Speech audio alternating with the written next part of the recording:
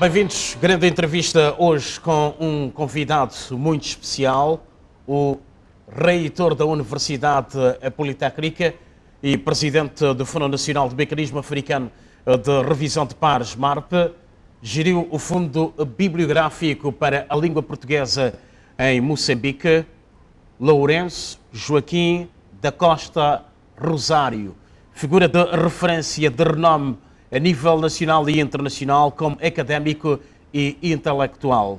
Leciona em várias instituições de ensino superior, a destacar nas universidades de Hamburgo, na Alemanha, Milão, na Itália, Minas Gerais, no Brasil e na Universidade Nova de Lisboa. Doutora Lourenço do Rosário, agradecemos aqui nos estúdios da televisão de Moçambique. A primeira questão: qual foi o percurso de Lourenço Joaquim da Costa, o nome oficial? Quem é? Onde nasceu? Como foi a infância e a influência familiar? Muito obrigado pelo convite. É uma honra estar aqui para falar um pouco de mim.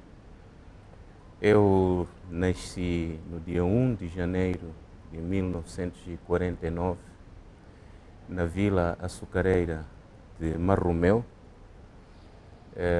O meu pai era capataz agrícola na Sena Sugar e a minha mãe doméstica. Vivi nesta vila até aos 7 anos, mais ou menos, em 1956, quando o meu pai decidiu emigrar para o Malawi. Acompanhei o meu pai, entretanto os meus pais tinham se separado e em Blantyre, onde meu pai foi trabalhar como eletricista, cheguei a estudar 1 ou 2 anos, mas meu pai achou que eu devia regressar a Moçambique. Regressado a Moçambique aos 8, 9 anos, fui viver com o meu tio paterno. Mas uma questão: porquê que o pai decidiu fazer regressar a Moçambique? Meu pai achou que o meu futuro não era num país de colonização inglesa. Sempre achou que eu devia continuar com as minhas raízes no nosso país. Foi uma decisão que eu, em criança, não entendia, mas ele depois, muito mais tarde, regressou também. Portanto, não era um imigrante definitivo, como muitos imigrantes fazem. Ele era imigrante temporário, era esse o seu projeto. Então eu regressei e fui viver com o meu tio paterno na Vila Açucareira do Loabo, que é do outro lado do rio. Na província da Zambésia. Da Zambésia.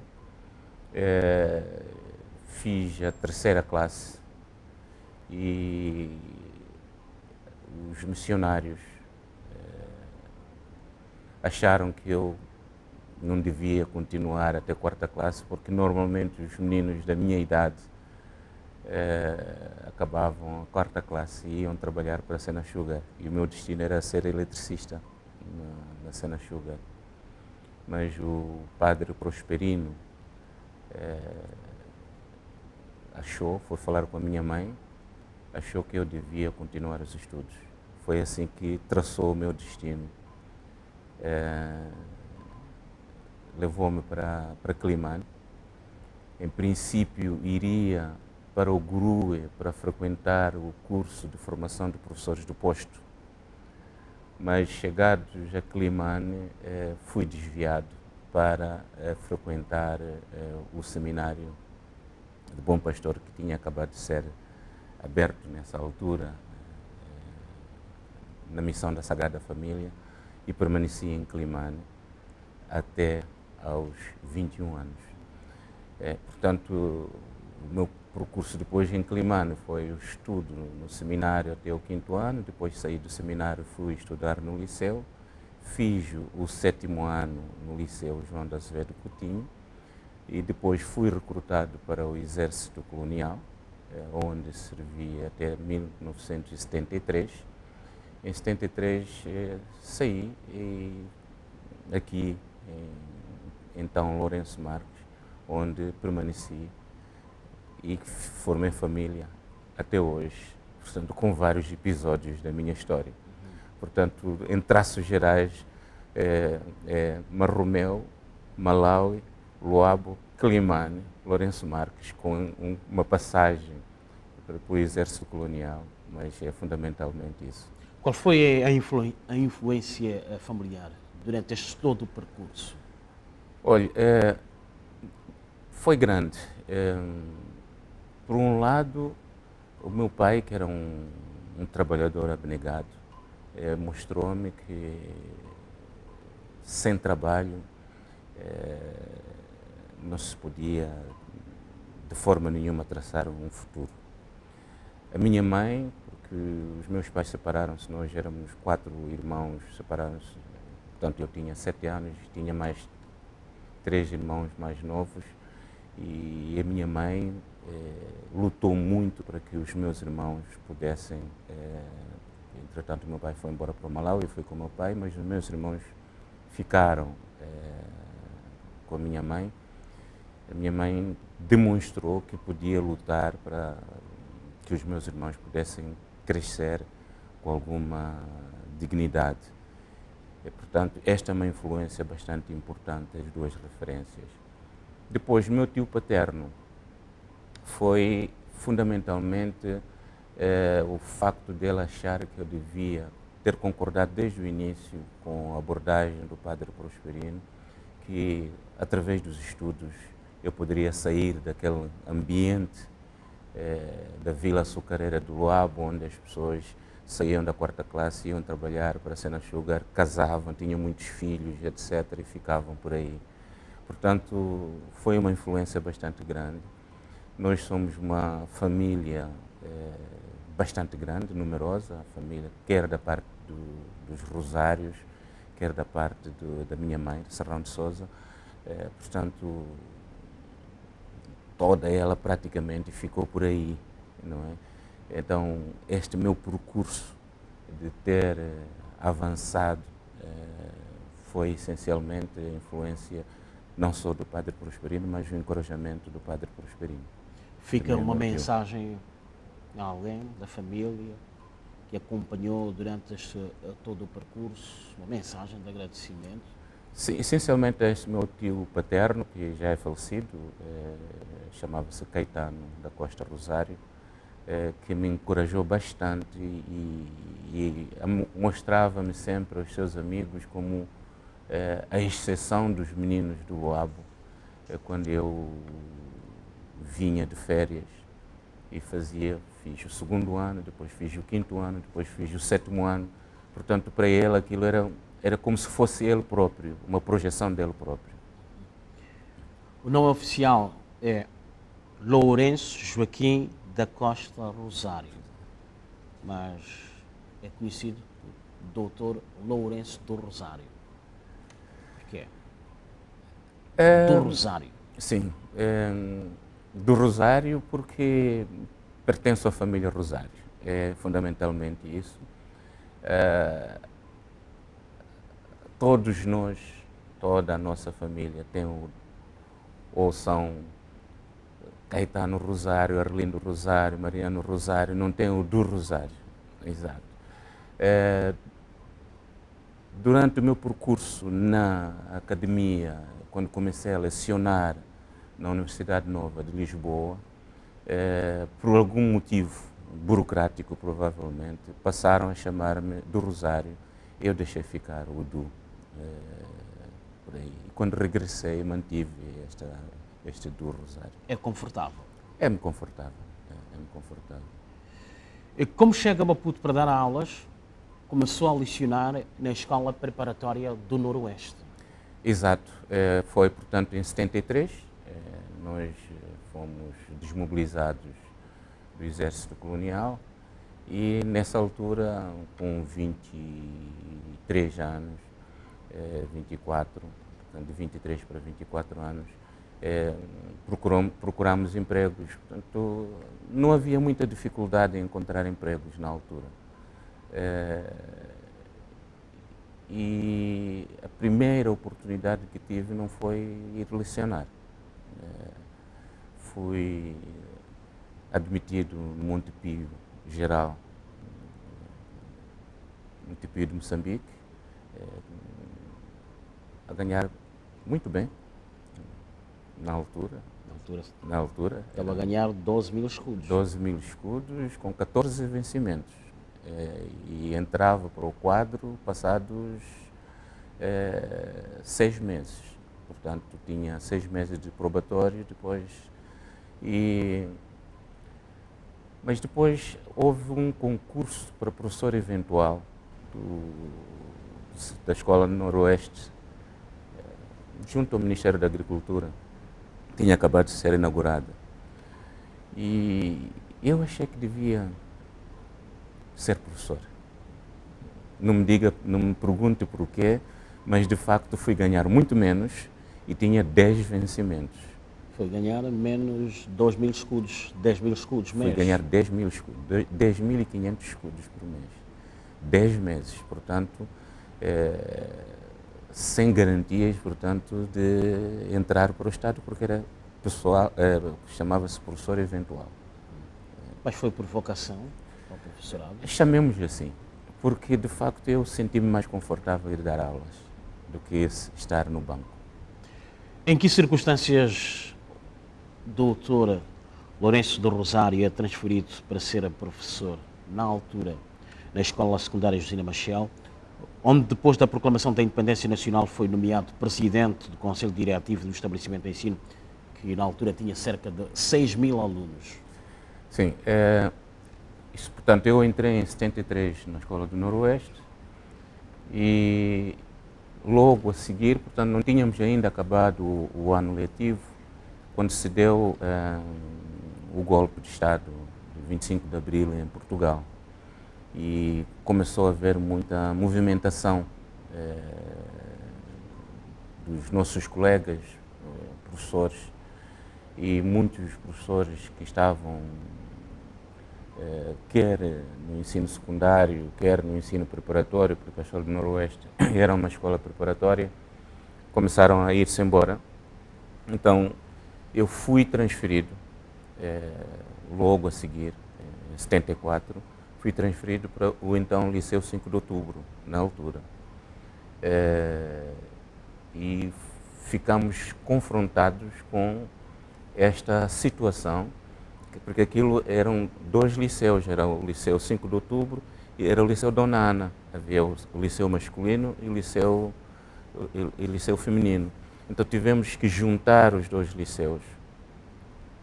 Juntamos os 2 liceus e abrimos os cursos noturnos, porque foi assim que o governo de transição achou que nós devíamos fazer. Então a escola inchou muito, inchou bastante. Ao mesmo tempo ficamos confrontados com a falta gritante de professores na altura. E como é que resolveram a situação? Era o ensinamento que vinha da luta armada, quer dizer, os do 7º ano vinham dar aulas ao 5º, do 5º ano davam aulas ao 2º ano, e alguns estudantes que estavam nas universidades eram os nossos maiores quadros, etc. Foi assim que nós enfrentamos aqueles anos terríveis de 74 até 77, foi até o 8 de março, quando se declara o 8 de março. Realmente foram anos muito difíceis. E foi o ano também que me deu alguma experiência de gerir uma escola com 6 mil alunos e, fundamentalmente, tentar equilibrar entre a necessidade da organização política da escola, através da criação dos grupos dinamizadores dentro da escola, e, por outro lado, gerir os encarregados de educação, que maioritariamente eram assimilados naquela escola, e com alguma dificuldade de aceitação das grandes mudanças que estavam a fazer-se no país. Era, na altura, um simples bacharel, quando o país era bacharel, era bacharel, exatamente. Esteve na Universidade Eduardo Mondlane de 1977 a 1979, Foi para o centro de 8 de março, onde ocupou o cargo de diretor da instituição até 1982. Nesta fase teve a oportunidade de ir para Portugal. Sim. Portanto, na altura, a Universidade Eduardo Mondlane aproximou-se da Fundação Calouste Gulbenkian. E lembro-me que o presidente da Fundação Calouste Gulbenkian veio a Moçambique e ofereceu bolsas aos bacharéis, éramos 5 bacharéis na altura, para continuarmos os estudos. E eu, inclusivamente, fui a Portugal para negociar as modalidades dessas bolsas, por indicação dos meus colegas, e fomos selecionados. 2 foram para a Inglaterra, Mateus Catupa e o Armando Jorge Lopes, e 3 foram destinados para irmos para Coimbra, a Inês Machungo, a Maria João Diniz, Carrilho Diniz e eu próprio. E foi assim. Portanto, a Maria João, entretanto, ficou grávida e desistiu de ir. Fomos 2, eu e a Inês. Porquê que preferiu Portugal no lugar do Reino Unido? Porque o Catupa e o Armando Jorge iam fazer linguística. Eu, pessoalmente, ia fazer literatura e a Inês ia fazer língua portuguesa. Portanto, não fazia sentido ir para o Reino Unido para estudar literatura em língua portuguesa e a Inês língua portuguesa, portanto, especializar-se na língua portuguesa num país que não fosse de língua portuguesa. Por isso é que nós fomos para Coimbra. Quando concluiu a licenciatura em Línguas e Literaturas Modernas, variante português-francês, consta que a esposa recusou a regressar para Moçambique.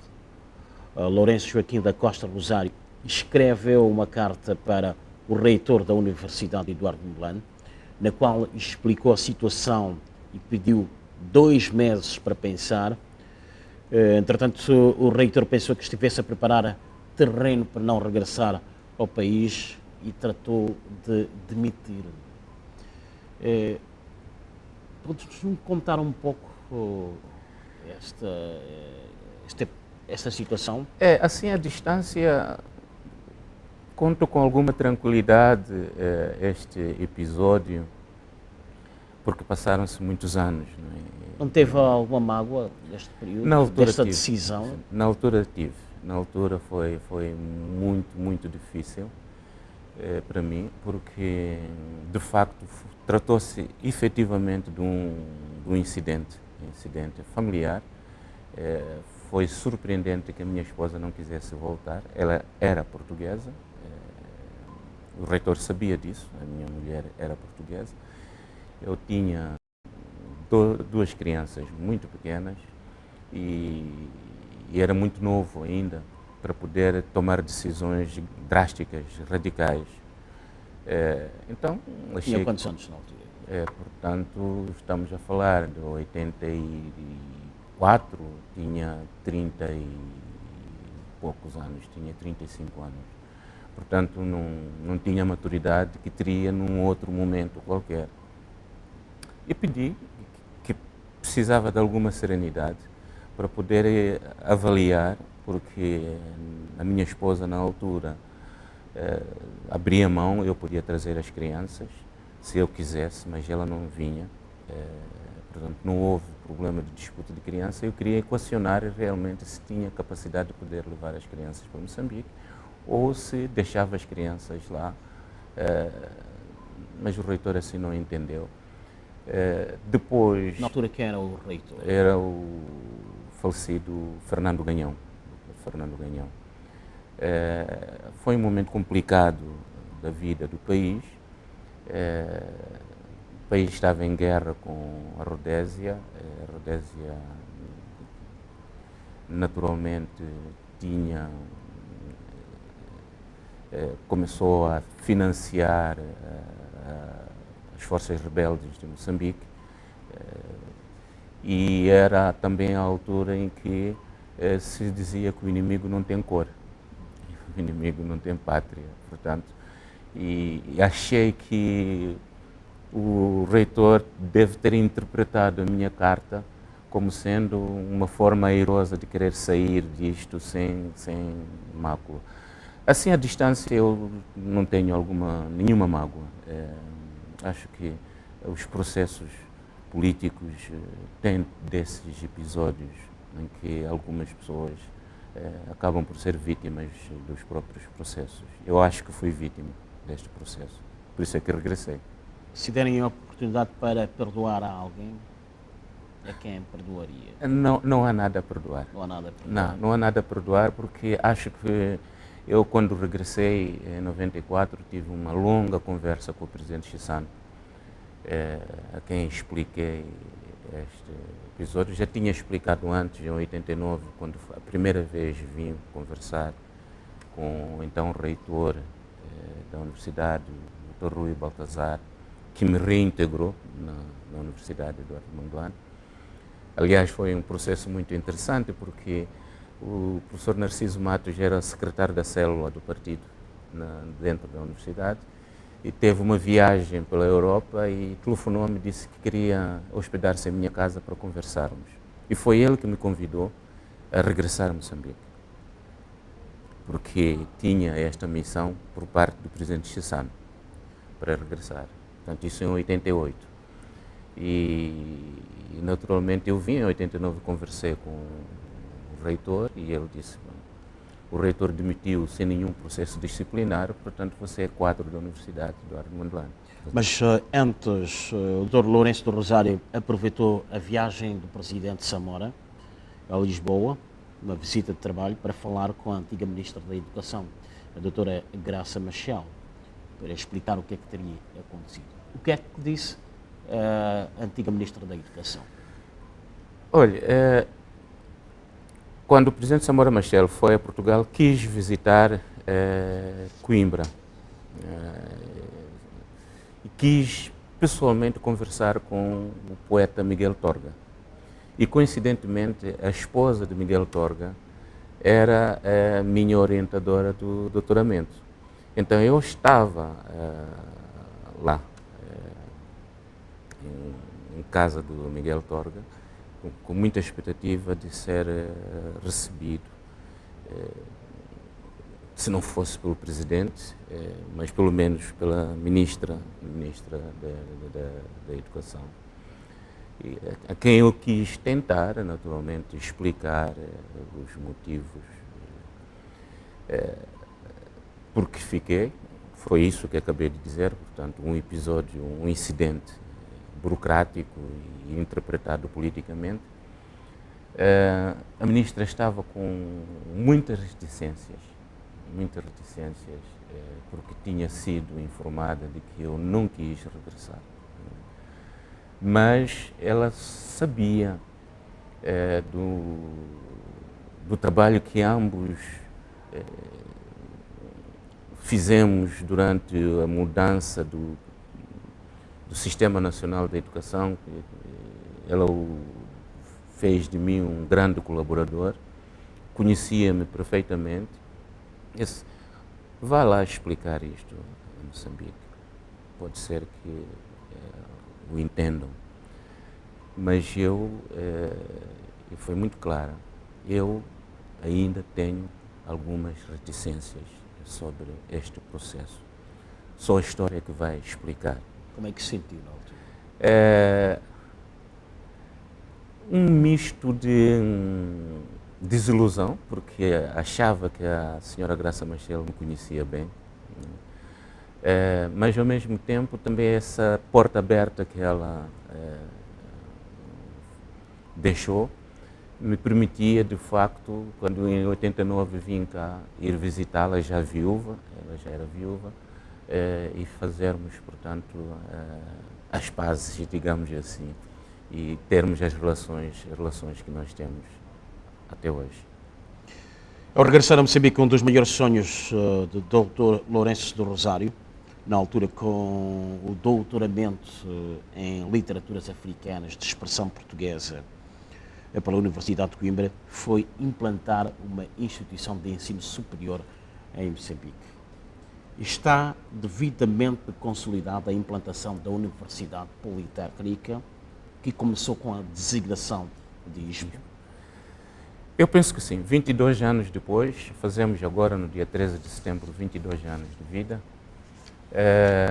Posso considerar que a universidade está consolidada. Estamos a sobreviver a este momento difícil que o nosso país está a atravessar com navegação à vista. Significa, portanto, não corremos risco de ir a fundo. Navegação à vista significa que se houver alguma coisa vamos ancorar, mas não vamos a fundo. O que significa, portanto, que eu estou tranquilo relativamente ao projeto, quer do ponto de vista econômico. Estamos neste momento em 4 províncias: Maputo, Zambésia, Nampula, com 2 polos, Nampula e Nacala, e estamos em Tete. E temos um polo no Xaixai. Em todos eles temos instalações próprias, portanto, do ponto de vista de infraestruturas, não estamos em casas alugadas. Estamos a consolidar os recursos humanos com uma planificação de bolsas de estudo para os nossos docentes se formarem e do ponto de vista de captação dos segmentos sociais que procuram a Universidade Politécnica, estamos perfeitamente com segmentos sociais bem definidos. Neste momento, nós sabemos quem, quando faz o 12º ano, nos procura. Portanto, estamos perfeitamente tranquilos. Estamos em período de crise, tiveram alguns financiamentos com a banca comercial. E qual é a relação neste momento? Estão a conseguir honrar na devida altura esses compromissos com a banca comercial? Com dificuldades. Como já pediram a renegociação da dívida? Portanto, estamos exatamente com 2 processos estranguladores. Não é? Por um lado, a dificuldade das famílias pagarem as propinas, por outro lado, os altos juros que a banca nos cobra pelo financiamento. O financiamento não é pequeno, dadas as nossas infraestruturas. Nós estamos a reestruturar, já reestruturamos grande parte da nossa dívida, estamos mais ou menos tranquilos. Por quê? Porque a banca acredita no nosso projeto, derroga o pagamento do capital, não é? E prolonga o prazo dos empréstimos. É uma operação normal. Todas as empresas que têm capacidade de sobrevivência, a banca faz isso. Portanto, se a banca está a fazer isso é porque acredita no nosso projeto. E em quanto é que está avaliada esta dívida com a banca? Do ponto de vista, digamos, de empresas, não é muito, digamos assim. Está em cerca de 800 milhões de meticais. 800 milhões de meticais. Portanto, está um pouco mais de 10 milhões de dólares. É sustentável para a instituição? Eu penso que sim. Eu penso que sim. Mas do ponto de vista, digamos, de ingressos de receitas, naturalmente, para alimentar esses juros, nós temos estado a fazer uma ginástica muito grande com as famílias para permitir que eles possam pagar as suas propinas, não é? E sem estrangulá-los também. Não é? Não queremos expulsar ninguém, não é? Mas nós temos que sobreviver. Então, é uma ginástica bastante grande que é para a banca continuar a acreditar em nós. Há situações de desistência devido à falta de dinheiro para pagamento de propinas? Algumas, mas é uma percentagem muito pequena. Portanto, se numa situação normal, quando os juros estavam a 11%, 14%, havia durante um ano cerca de 20% de desistências, agora terá subido para 30%. Portanto, é completamente sustentável. Sente-se como um homem realizado? É apontado como um dos mais ricos de Moçambique. Ricos não. Não? Não, de forma nenhuma. Ainda trabalho, ainda estou a trabalhar.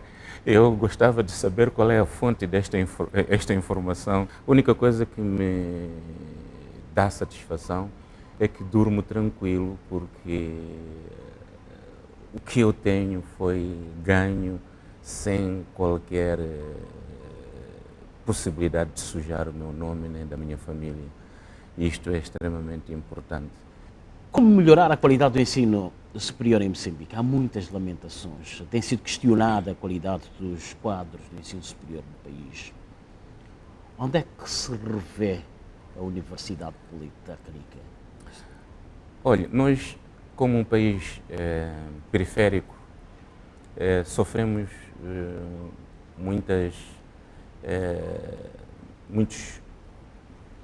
choques de conceitos e de valores e referências. Nós, de forma nenhuma, podemos medir as nossas valências em termos de qualidade indo buscar indicadores de países do hemisfério norte que têm valências muito mais elevadas, por várias circunstâncias. O primeiro elemento de qualidade que nós devemos ter como um bom indicador para Moçambique é que a expansão do ensino superior em Moçambique permitiu que se criasse um fundo de recursos humanos que dá possibilidades a que as instituições no nosso país funcionem. Foram formados pelas nossas universidades. Nós temos que dar credibilidade às nossas universidades. Nesta perspectiva de quantidade versus qualidade. Dentro da quantidade de quadros que estão a ser formados no nosso país, não é? Dessa quantidade sai alguma qualidade que permite, de facto, que o nosso país esteja a funcionar e equilibre a vinda de expatriados para fazer funcionar as nossas instituições.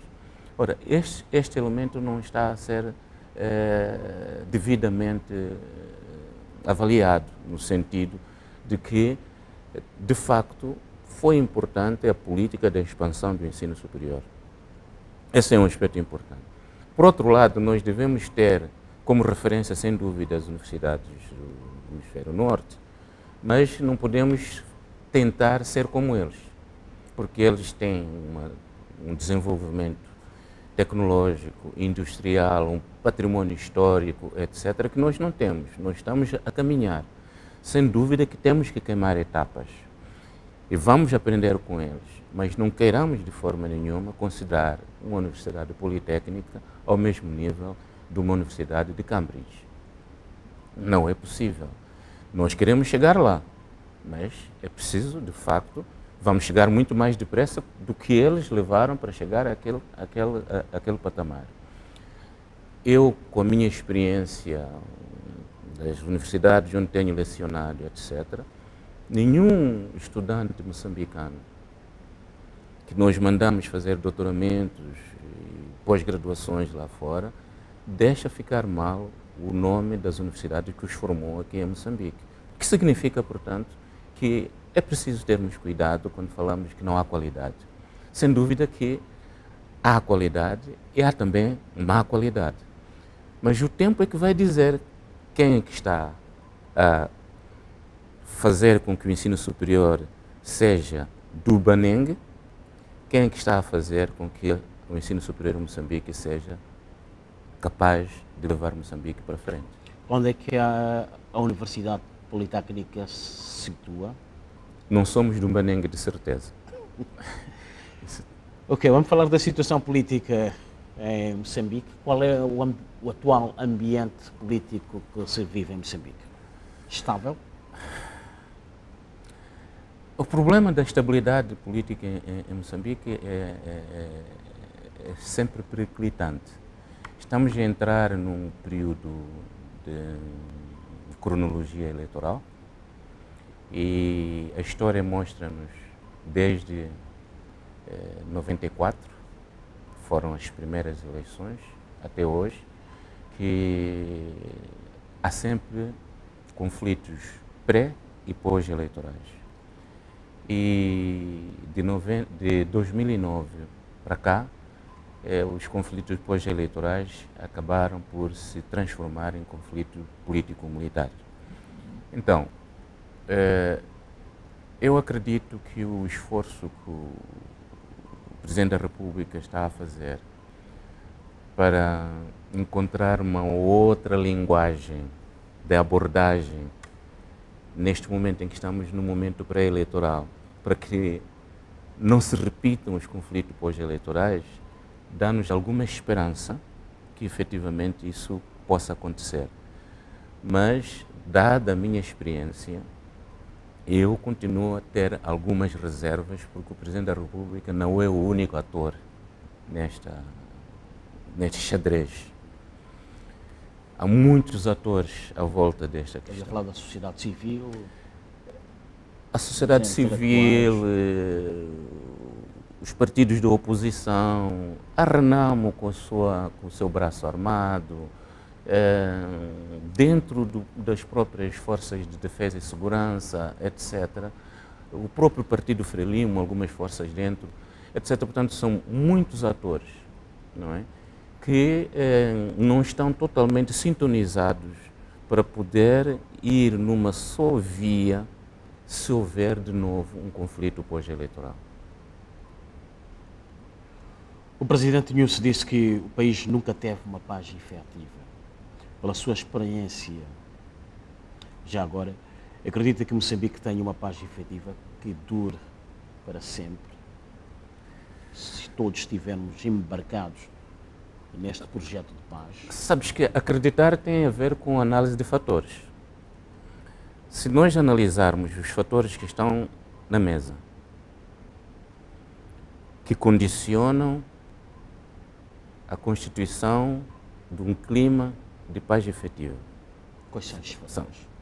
Fator militar, sem dúvida que a Renamo deve desarmar os seus homens e transformar-se num partido político normal. Impõe-se, é imperioso. É imperioso e toda a gente sabe. A gente também sabe o que é que a Renamo, sobretudo o seu líder, exige para desarmar os seus homens. Isso é público, portanto não estou a usar informação privilegiada por ter estado nas conversações, mas toda a gente sabe, ele exige que só pode desarmar os seus homens se ele tiver acesso às chefias das Forças Armadas de Segurança. Estarão as nossas Forças Armadas, as nossas lideranças de segurança, defesa e segurança, preparados para acolher? Este é um fator muito importante. É um fator extremamente importante. Outro fator é a administração pública e a descentralização. É fácil dizer que todos nós achamos que, de facto, o país precisa de ser descentralizado. Não há dúvidas nenhuma. Mas não basta dizer que vamos eleger governadores provinciais e descentralizar as finanças provinciais. Como é que isso se faz? Quais são os modelos? Acredito que os atores que estão a trabalhar sobre isto encontram os modelos mais adequados. Mas, de facto, não é um processo simples. Portanto, se esses fatores estiverem, de facto, resolvidos, vamos ter uma paz efetiva. Mas é preciso acreditar também, com prudência, que não vai ser fácil. Nas conversas de esquina, questionava-se, desde 2013, porque é que o Presidente da República não vai ao encontro do líder da Renamo? Isto muito antes das eleições de 2014. O chefe de Estado, Filipe Nyusi, ao tomar a decisão de deslocar-se para o interior da Serra de Brangosa, com o objetivo de dialogar com o Presidente da Renamo, Afonso Dhlakama, muda alguma coisa a imagem do alto magistrado da nação, a estatuto do Presidente Nyusi? Muda bastante, muda bastante. Em conversas com amigos e se fosse o Presidente Guebuza, não iria a Gorongosa. Tem a ver com o perfil de cada um. O Presidente Machel não iria. O Presidente Chissano provavelmente iria. Portanto, isso tem a ver com o perfil das pessoas que estão a dirigir os líderes em cada momento. Então, eu penso que o facto dele ter ido esvazia um clima de tensão que permite que, afinal, é possível nós darmos passos impensáveis. Né? O presidente Guebuza fez duas coisas. Foi 2 vezes a Nampula ter com o líder da Renamo. Né? Entretanto, a seguir, ele foi embora para Satungira. A partir daí, ele está fora do Estado. Portanto, não há. Nós tentamos tudo por tudo para que houvesse esse encontro entre o presidente Guebuza e o líder da Renamo e não conseguimos porque ela achava que não tinha que ir. Agora, o presidente Nyusi foi a Gorongosa, muda completamente o cenário. E isso esvazia inclusivamente os argumentos de porquê que o líder da Renamo permanece na mata. Isto é extremamente importante, porque se o chefe do Estado vai até ele, portanto ele não tem que continuar lá. Muda completamente. Com o Congresso da Frelimo a ter lugar brevemente, teria mudado alguma coisa a imagem do chefe do Estado, Filipe Nyusi, se o presidente do Partido Frelimo não tivesse ido à Serra da Gorongosa e se a deslocação a um encontro com Afonso de Lacama não tivesse o impacto que teve? Eu acho que é um foco de análise que tenta colocar o processo de paz em Moçambique como um percurso que o presidente Nyusi pretende para ter ganhos no Congresso. Eu penso que isso é diminuir, digamos assim, o alcance daquilo que o presidente Nyusi está a pretender neste momento. Sem dúvida que ele quer ganhar no Congresso com unanimidade que qualquer chefe de Estado que quer a sua recondução precisa dos seus camaradas. Mas eu acho que a sua ida à Gorongosa não pode ter tido em vista apenas ganhar dividendos para o Congresso. É o bem-estar dos moçambicanos. Eu penso que sim, quer dizer, é mais uma visão de Estado, muito mais uma visão de Estado do que propriamente uma visão partidária, do meu ponto de vista. E naturalmente que nesse aspecto o presidente Nyusi surpreendeu muita gente, porque na primeira parte do seu mandato havia muitas dúvidas, não é, se ele seria capaz de contornar as várias resistências dentro do próprio partido, não é, para poder, de facto, dar os passos que ele está a dar neste momento. E leva à fasquia a imagem do presidente? Completamente. Neste momento, inclusivamente aqueles mais céticos em relação a ele leva a sua fasquia.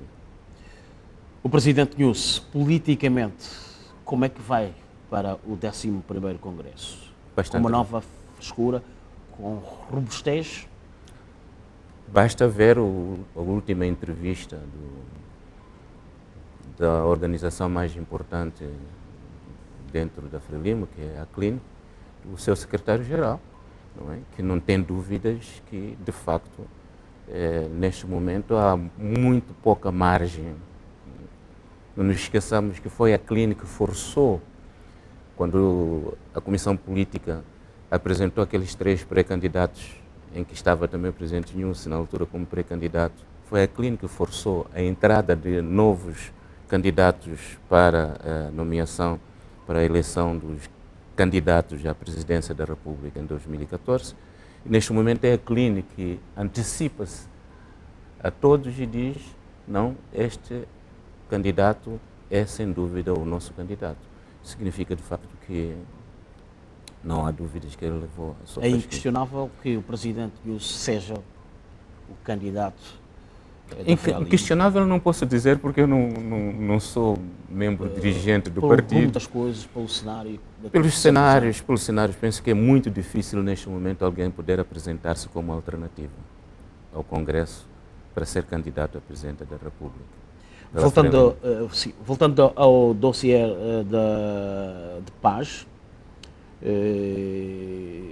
disse que, e muito bem, que todos os moçambicanos têm um papel para a conquista de uma paz efetiva.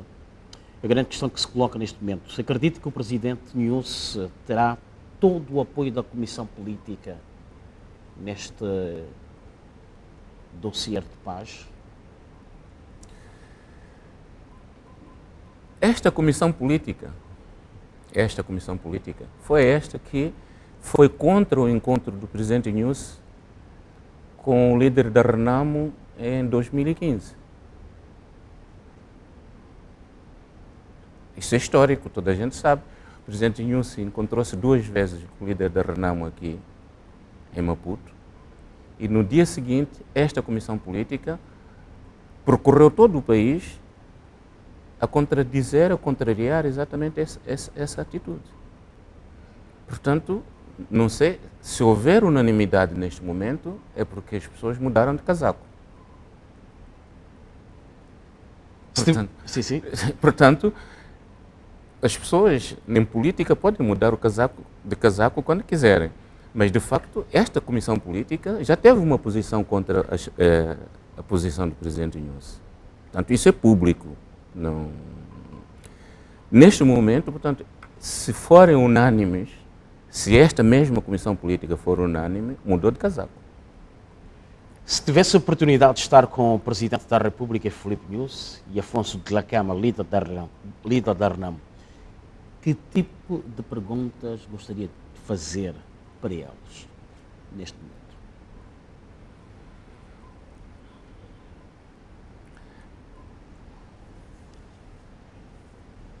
Ao Presidente Nunes, eu iria perguntar se acredita efetivamente em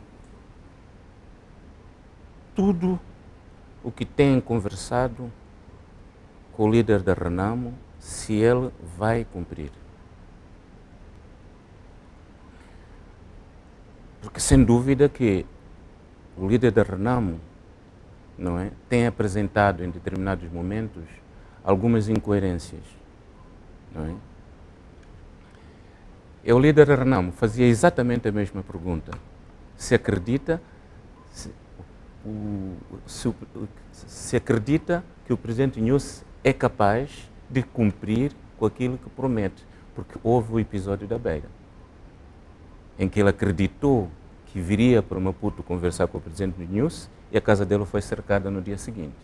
Então, há aqui um problema de confiança. Se de facto os 2 líderes, não é, o Presidente da República e o líder da Renamo, já partiram toda a pedra à volta para que a confiança seja realmente algo aberto. Dr. Lourenço do Rosário fez parte das negociações, está a falar do caso da Beira. O que teria falhado na equipa que esteve a coordenar, a liderar este processo de negociações? Está a falar das delegações ou está a falar dos mediadores? Dos mediadores. Os mediadores não podem ter falhado nada, porque o nosso papel não era impor qualquer decisão, era mediar é exatamente encontrar um meio termo para se resolver os problemas. Mas não se conseguiu? Não conseguimos, como também não conseguiu a mediação internacional, liderada por Mário Rafael. Portanto, enquanto não houvesse efetivamente isto a pergunta que perguntas é que eu faria a cada um dos líderes, se realmente acreditam naquilo que dizem um ao outro, não é? Vai falhar sempre, porque voltamos para trás. Será que todos os fatores dentro da Renamo, dentro do Partido Frelimo, dentro das Forças de Defesa e Segurança, na sociedade civil, também é importante, porque a sociedade civil, quando digo aqui sociedade civil, digo as organizações não governamentais, os intelectuais, etc., estarão efetivamente sintonizados para que a paz efetiva volte para Moçambique, para termos a mesma solução. Eu tenho as minhas dúvidas. Vamos já mudar do assunto, vamos falar um pouco da primeira metade da governação do Presidente Nunes. Que avaliação pode-se fazer desta primeira metade, com várias adversidades? O presidente Nyusi chega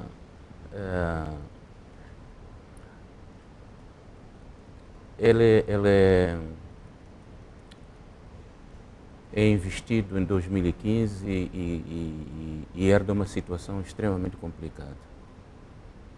Havia o conflito pós-eleitoral, havia as calamidades naturais e logo a seguir começamos a ter os problemas que vão depois rebentar na crise financeira, os parceiros saírem,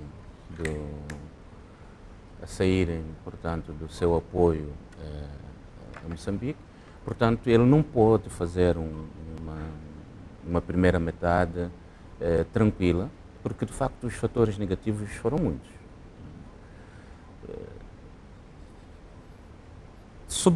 Ele sobrevive pela via política. O presidente Nyusi sobrevive porque de facto ele consegue passos políticos muito seguros, que lhe dão alguma robustez e alguma visibilidade. Não é? Mas a fragilidade económica do país e o problema da corrupção, que é bastante grande, não é? Que não é possível contornar com medidas administrativas, é preciso de facto uma outra abordagem, e o MARP fala disso, portanto é um problema transversal em África. É preciso de facto ter uma outra abordagem para a questão da corrupção. Faz com que de facto, do ponto de vista económico, as pessoas possam interrogar-se quais são os grandes feitos, não é, desta governação, não é, que possam de facto fazer pensar que esta é a governação do Nyusi nestes 2 anos. Mas ele precisa de consolidar a sua posição política para, de facto, poder entrar para a abordagem económica de uma forma mais consistente. Para isso, ele precisa do segundo mandato. Eu acredito que esta primeira metade do primeiro mandato, estes 2 anos, foram fundamentalmente dele acomodar-se, ganhar visibilidade. E ganhou visibilidade? Ganhou visibilidade. Estamos com 2 minutos. Acredito que o presidente Nyusi vai ao segundo mandato? Acredito, perfeitamente.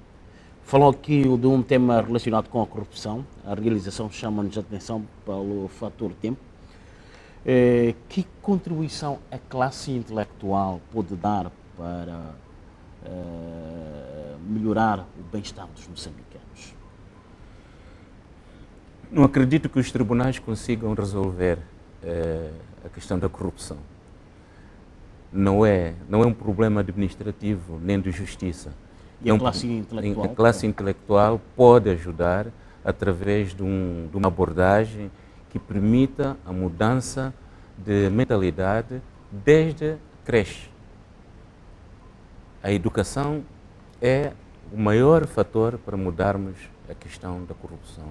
É intelectual, detentor da massa crítica, sente que é valorizado em Moçambique, Dr. Lourenço do Rosário? Acho que não. Neste momento, não. Os intelectuais são tidos sempre como sendo aqueles que ou são opositores, porque o nosso discurso é muito politizado em Moçambique. Tudo que nós dizemos tem sempre uma abordagem, uma interpretação política. Então, e isto não permite, de facto, que a gente possa ser livre, possamos dizer alguma coisa e continuamos a ser amigos. Quer dizer, eu posso ser membro de um partido, e o Brito sabe perfeitamente qual é o meu partido, mas eu não posso... O Partido Frelimo, naturalmente, que é o partido em que eu milito desde que ingressei em 70 e poucos.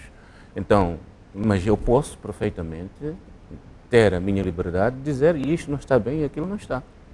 Peço 10 segundos. Qual é o estágio da oposição em Moçambique, no geral? Frágil. Frágil? A oposição não tem discurso nem programa que permita contrapor, neste momento, com toda a segurança, qualquer manifesto político que leve às eleições e que possa realmente ganhar no próximo pleito eleitoral. O que é que significa para Frelimo? Deve tirar as suas gorduras, deve tirar os seus defeitos para poder ganhar sem ser com acusações de fraudes, etc., que não fica bem. O que é que se espera do novo Fórum Nacional de Mecanismo Africano de Revisão de Paz? Estamos com muito pouco tempo. Ajudar Moçambique a entrar na senda da boa governação. Há condições criadas para tal? Estamos a criar. Não sei se fica uma mensagem especial, algum apelo na ponta final desta grande entrevista, Dr. Lourenço do Rosário. Uma grande esperança para que no segundo mandato do Presidente Nyusi possamos resolver todos os dossiês que estão para trás e que finalmente a gente comece a respirar a prosperidade que nós pretendemos para o país. Sente sinais de retoma da economia moçambicana? A economia está a crescer, sem dúvida, mas sem financiamento internacional não é possível crescermos mais que isso, porque a dívida, não só as dívidas ocultas, mas a dívida pública no seu geral, está a estrangular o nosso país. Impõe-se o resgate da confiança pelos parceiros internacionais. Sem dúvida, sem dúvida. Estamos a fechar. Uma mensagem? Acho que tudo já está dito. Muito obrigado, Brito. Nosso prazer. Tivemos aqui hoje como convidado o Dr. Lourenço do Rosário, reitor da Universidade Politécnica e presidente do Fórum Nacional de Mecanismo Africano de Revisão de Paz, MARP. Geriu o Fundo Bibliográfico para a Língua Portuguesa. Foi com enorme prazer que tivemos o Dr. Lourenço do Rosário na televisão de Moçambique. Até a próxima.